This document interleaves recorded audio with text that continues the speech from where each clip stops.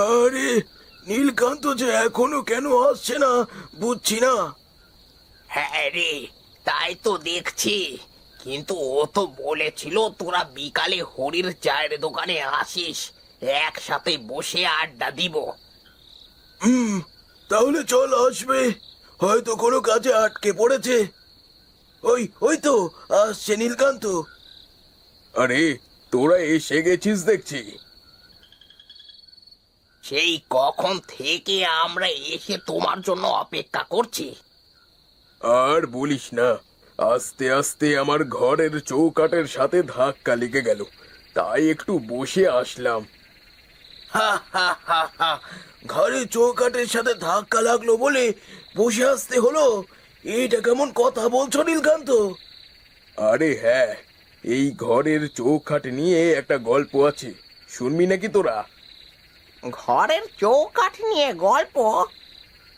আরে, ঘরের চৌকাঠ নিয়ে আমার জীবনে ঘটে যাওয়া একটা সত্য ঘটনা আছে। ভেরি ইন্টারেস্টিং গল্প মনে হচ্ছে তো। বলুন বলুন বাবু, বলুন। আচ্ছা, তাহলে দে, আমাকে এক কাপ চা দে তো, খেতে খেতে গল্প বলি।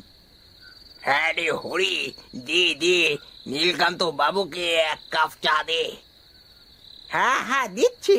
এই ধরুন বাবু আপনার চা। আহ, হরির হাতের চায়ে মুখ দিলেই যেন এক অন্যরকম স্বাদ। তা এবার কি হয়েছিল সেটা তো বলো। হ্যাঁ হ্যাঁ, বলছি, শোন। আমার বয়স তখন 25। আমি সবে মাত্র চাকরিটা পেয়েছিলাম, তাই চাকরির জন্য আমাকে শহরে চলে যেতে হয়। বেশ ভালো এডুকেশন কোয়ালিফিকেশন আছে তো আপনার, দেখছি। Very good. শুনুন, আপনার পোস্টিং হয়েছে অশিসনগরে। আজকেই তাহলে রওনা দিয়ে দেন, কাল থেকে অফিস শুরু করুন। ঠিক আছে স্যার। আর হ্যাঁ, একটা কথা মনে রাখবেন, সততার সাথে কাজ করবেন, বুঝলেন? আমার সাধ্যমতো চেষ্টা করব। আর একটা কথা না বললেই না, আপনি কি ভূতের ভয় পান? ভূত বলে কি পৃথিবীতে কিছু হয় স্যার? আমি ওইসব ভূতে আত্মায় বিশ্বাস করি না। যাক, তাহলে আপনি পারবেন ওখানের অফিসটা সামলাতে। তাহলে আজ রওনা দিয়ে দেন। Best of luck.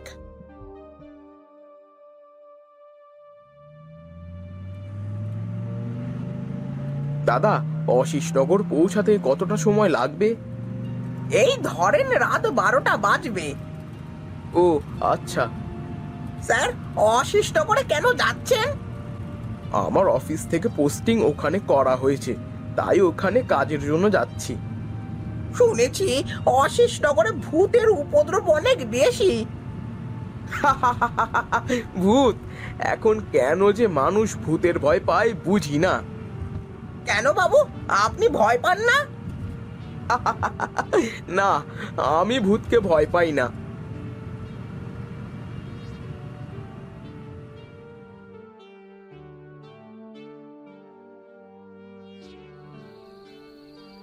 অফিসের ঠিকানা অনুসারে এই বাড়িটাই তো হবে। বাহ, বাড়িটা তো বেশ বড়। যাই, এখন বাড়ির মধ্যে গিয়ে দেখি।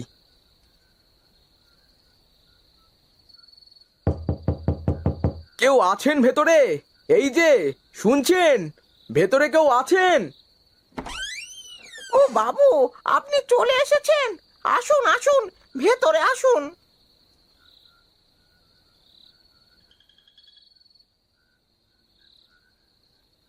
এইটা হলো আপনার ঘর, আজ থেকে এখানে থাকবেন। হুম, বেশ সুন্দর তো রুমটা। এত সুন্দর করে কে গুছিয়ে রাখে? তুমি? হ্যাঁ বাবু, এইটাই তো আমার কাজ। আচ্ছা, এক কাপ চা হবে?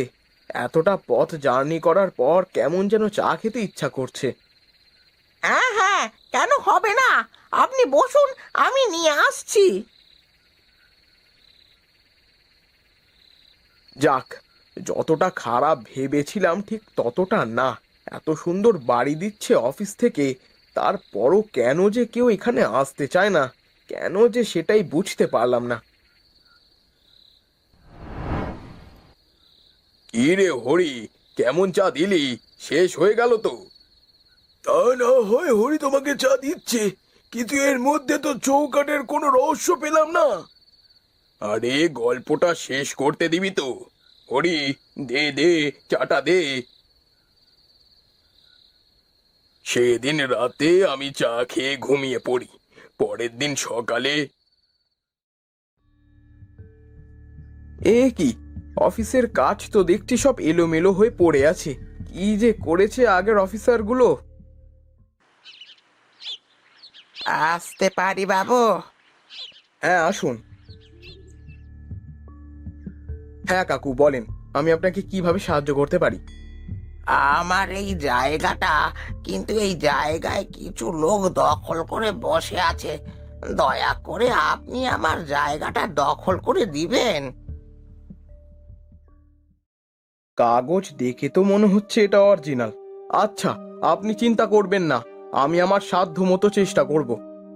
ঠিক আছে, আমি তাহলে এখন আসি। যাক, অফিসে আসার সাথে সাথে কাজ চলে এলো। এখন এই কেসটা ঠিক মতো সমাধান করতে হবে। একবার বিকালে জায়গাটা দেখে আসব, তারপর কাজ শুরু করব। কি সকালে কাগজের লেখাগুলো সবই তো ঠিকঠাক লাগছিল, কিন্তু এখন এই লেখাগুলো আসলো কোথা থেকে? কি হয়েছে বাবু? না তেমন কিছু না। আচ্ছা, আমি এখন আসছি।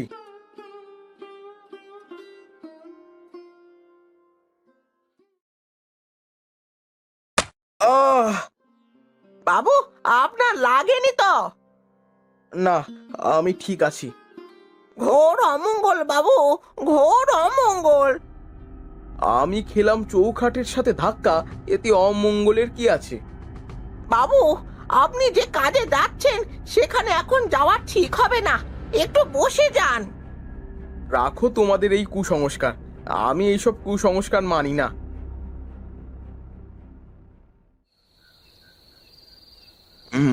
ওই হরিহরের কাগজের মতে এই বাড়িটাই তো মনে হচ্ছে। যাই, বাড়িটার মধ্যে গিয়ে দেখি এখন কারা আছে এই বাড়িতে। এই বাড়িতে কেউ আছেন? শুনছেন? কেউ আছেন এখানে? কি বাড়ির মধ্যে তো কাউকে দেখতে পাচ্ছি না। তাহলে কি আমাকে মিথ্যে সংবাদ দেওয়া হয়েছিল? কি মশাই, আমি তো আপনাকেই খুঁজছি। তাহলে আপনি এসে গেছেন, আমি জানতাম আপনি আসবেন। কি আপনি এমন করে কথা বলছেন কেন? আপনি এখান থেকে চলে যান, এই অফিসে চাকরি করতে পারবেন না। কি বলছেন আপনি? আমি এই অফিসে চাকরি করতে পারবো না? হ্যাঁ, আমি ঠিকই বলছি, আর এটাই আপনার ভালো হবে। আমাকে আপনি ভয় দেখাচ্ছেন? দেখুন, আমি আপনার এমন মিথ্যে হুমকির জন্য ভয় পেয়ে যাব, এটা কিন্তু ভুল ভাবছেন। আমি কিন্তু আপনাকে পুলিশে দেব।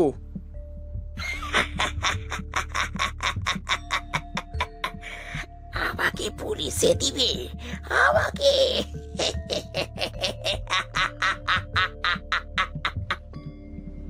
কি কে কে আপনি? কেন আমাকে পুলিশে দিবে না?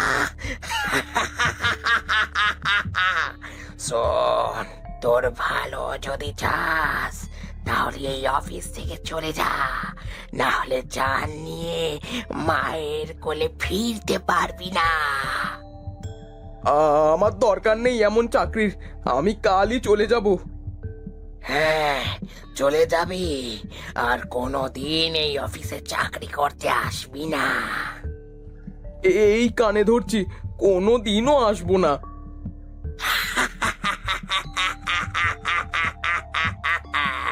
এই অফিস শুধু আমার, শুধু আমার।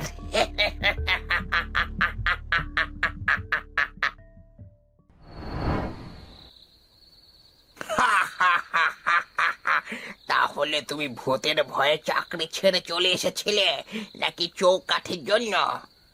সে যাই বলিস তোরা, সেদিন যদি ঘনায়ের কথা মতো একটু বসে যেতাম, তাহলে হয়তো এমন ভয়ঙ্কর দৃশ্য দেখতে হতো না।